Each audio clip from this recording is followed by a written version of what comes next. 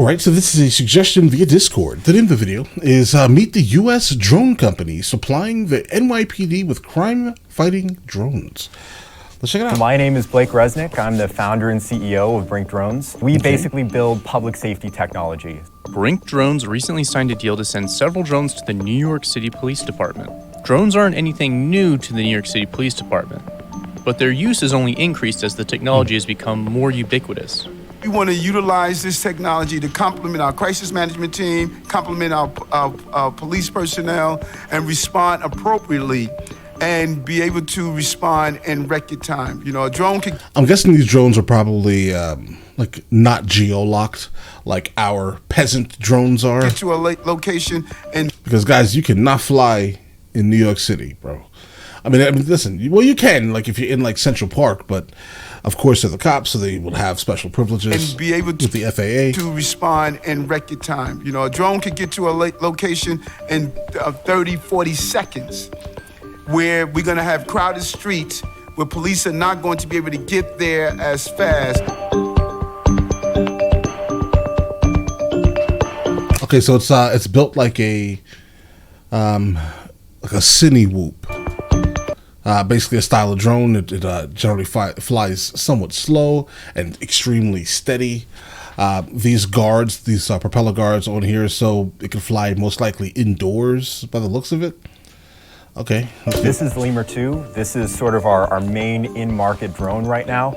It's designed to get first responders' eyes and ears in dangerous places. First drone in the world to have a glass breaking capability. This can literally fly up to a window, shatter it out, enter a structure. That's really unique. First drone in the world to have a two-way audio system. So you can actually put on crisis negotiators, use this sort of like a flying cell phone, de-escalate a situation. I mean, the reason I... Okay, so I'm also guessing that they're probably not using... It's probably not like common typical RF or Wi-Fi or things like that. It's most likely some type of like a two-way cellular service. That's the reason also why they're probably able to talk, because it's probably like talking on a phone, right? But let's get I got interested in this space at all was the October 1 shooting happening in my hometown. In the late hours of October 1st, 2017, a gunman opened fire on a crowd in Las Vegas from a hotel window. Oh. This became the deadliest mass shooting in U.S. history. Yeah, drones would have helped. The gunman was found dead before midnight, but the response to the aftermath of the shooting carried on into the early hours of October 2nd. I got a phone call from my best friend when October 1 started, who was on the Strip and started hearing gunshots. And he asked me where I was. I luckily wasn't there, but I knew other people that were. It got me initially thinking that first responders need better tools. It took officers an hour and 5 minutes to make entry into the room where the gunman was firing from during October 1. The reason why that happened is all over the Strip, plainclothed police and security took out their service weapons, and then they were misidentified as additional active shooters. So what first responders are thinking when this is happening is this is a coordinated terror attack at these 6 or 7 different sites. They're sending resources to all of these places incorrectly. They don't understand the true nature of the event, and it just took a lot of time to actually understand what was going on. I think the right drone system, something that could take off from a fire station, you know, half a mile away from Mandalay Bay, and there is one. Ooh, guys. Okay, so 4 cameras in the front. These may be like obstacle avoidance. This looks like a flashlight of sorts. 2 singular cameras, okay. Maybe thermal also? One right there that could have arrived in 45 seconds and just given that aerial perspective to tell them that this is a lone gunman halfway up the Mandalay Bay shooting into the Route 91 Harvest Festival. That is information that would have saved lives. That's what we want to build. 2 missions that we've done that I'm really proud of. First, in Surfside, Florida, we got a call.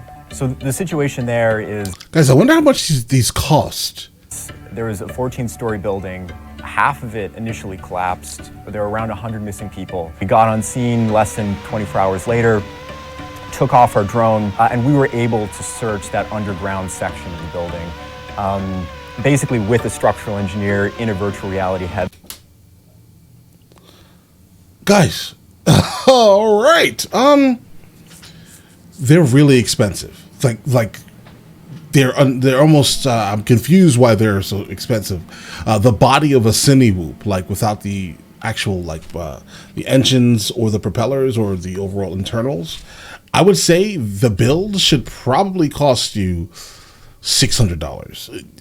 And I'm being nice, guys. I'm being nice because it doesn't look like it's excessively fast or anything, right?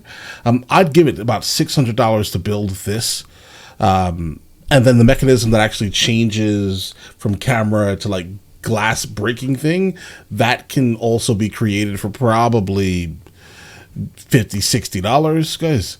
So I'm gonna go ahead and give it $660. Now we're talking about a remote. It looks like the remote is similar to the one that DJI uses for the DJI RC2, I think it's called. Has a screen on it. It looks like a rehoused that. And I think that's like $300. So okay, now we're up to about almost $1,000, right? Guys, they want $8,900 for this drone, and then they're also charging $2,500 to listen. If someone is paying you this amount of money for that, congratulations, easily. Congratulations. I think initially I was just like, okay, what kind of drone is a setup? So like, for example, guys, I fly, right? I mean, I have a Part 107 license to fly, these FPVs and like the common typical drones, guys, right? And so seeing someone sending me this video is amazing because, guys, I fly drones. And then to come across a drone that costs that $9,000 and is basically a cine whoop is kind of like, you guys are making money. I'm not gonna see. Listen, congratulations, but our tax dollars are paying for this. You could have at least half the price, or matter of fact, listen, no, I'm not even comfortable paying. I'm not even comfortable paying, $4,500 for this, bro. I'm just gonna be honest, but it's a little crazy. The price is a little high for what's really being offered. If it was something like, one of those crazy DJIs with like multiple cameras exclusively for, like 120 times optical zoom or something fantastical, right? I would be like, okay, maybe I'll give you $800, right? But $9,000 is crazy for you to be asking for our tax dollars, bro. Like, we're already strapped. Specifically, if you're talking about New York City is already strapped with the migrant crisis right now. Watching the video output of one of these things, we dealt with some similar situations in Turkey. And what we found was there were also families outside of these things that maybe lost a family member somewhere inside. You can enter from there, under the motor. And they were waiting for first responders to come and either to find a surviving family member or to tell them that they didn't make it. We were able to launch our drone and in some cases actually use the glass breaker attachment on our bird to bust out a window, make entry, fly around, clear rooms, and try to find folks. Ukraine is our largest drone operator. They have around 60 of our systems, almost all of which are in the hands of Ukrainian emergency services. So bro, is this a government contract? This is a government contract, isn't it? It is. This is a government contract where like you'd sell a chair and like each screw or something is like $26,000. Is that what you're doing here, guys? It has to be, because I'm absolutely befuddled with the price. Email equivalent. They're using our drones to search partially collapsed buildings, structures that might have been hit by cruise missiles or artillery. That's sort of the niche we fall into. Some groups are concerned with the privacy problems when it comes to drone use. We have to push back on the sci-fi aspects of drones. No one is going to be monitoring, what you're talking about, your conversation. Recently, New York City announced that they would use drones to monitor parties on Labor Day, drawing a backlash among some observers. There are a number of calls of loud music, disruptive behavior. Instead of the police having to respond and look at those, they're going to utilize drones from a safe distance up, not down, flying in someone's backyard to see what they have on the grill. They're going to utilize the drones to determine should they send crisis management teams there right away to help mitigate the problem. We don't want police to be the same, the only response. I think for our current products, indoor SWAT drones, there aren't huge privacy concerns. Just because these are critical incidents, every officer is already wearing a body camera. In the past, they would actually put up police helicopters to get an aerial perspective. These are really intensely surveilled situations, but they're surveilled because they're incredibly dangerous, right? There's usually someone armed with a rifle inside of one of these houses, and if they poke their head out of a window, police kind of have to know that. So we're just one more camera on top of dozens that are already deployed. I don't think there are huge privacy concerns around that use case.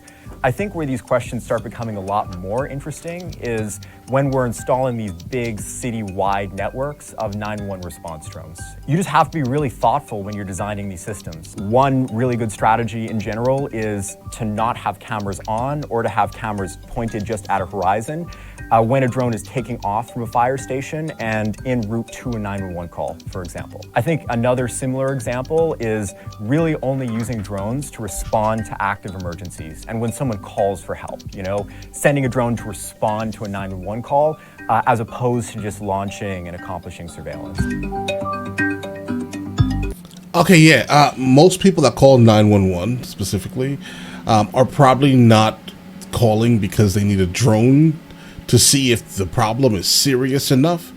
Guys, I'm just going to go ahead and be honest. I mean, I understand the use cases in like search and rescue. It's like search and rescue drones. Oh yeah. Or drones that can get to places that are like strong enough to put out fires also. Great idea. Agricultural drones, the ones that actually can help plant seeds and spray your grounds. Yeah, those are great, right? And I understand why those drones are like $26,000. But it feels like a cine whoop. And the fact that it looks like one is kind of like, bro, I guess you can't make the design better. I guess if you're making a drone to be able to fly inside of a house, it kind of needs to look like a cine whoop, because if not, it's just going to be dangerous. You can cut into walls and things like that, guys, right? But all right, listen, we're here. I understand if this is the future. I expect a lot of companies to be coming up. I'm just saying it. I'm not saying it's not a great product. I don't know. I haven't touched it, right? I haven't flown it. But the price, I don't see the justification in the price. It's not specialized enough, right? Because DJI has a couple of these already. And if you can fly a small Air, right? You can basically fly all of them, right? So there's no learning curve here. So there's no $2,500 training needed. But listen, make your money, bro. I also see that. I think that they're, matter of fact, hold on, let me verify this before we go here. Are they publicly traded? Let's see, stock symbol.